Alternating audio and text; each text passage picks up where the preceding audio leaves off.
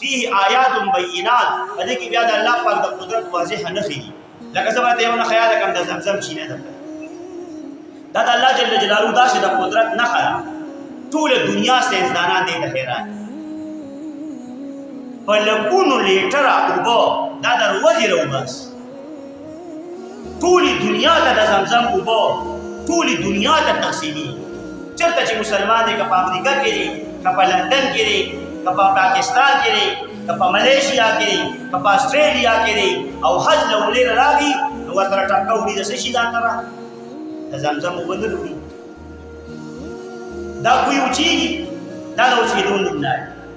لوی لوی پیپونه د سعودي حکومت د مکې مکرمې نه په سوونو کیلومیټره مدینې منورې ته په ځمکه کې خواره کړي او سپیشل بس تازه د زمزم پکې روان ډېر یو برکتي دا کوی دی د زمزم شریف او دا به برکتي ولې نه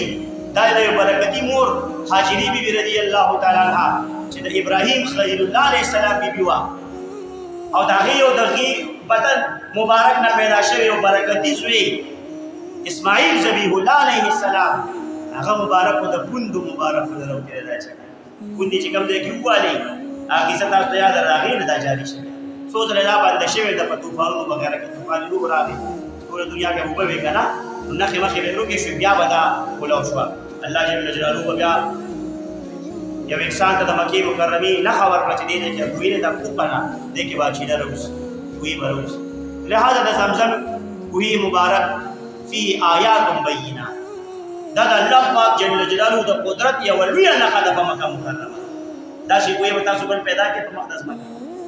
د زمزم په شان چینه به پیدا کړئ د زمزم په شان نیشې پیدا کړئ دا د الله پاک د قدرت نښه ده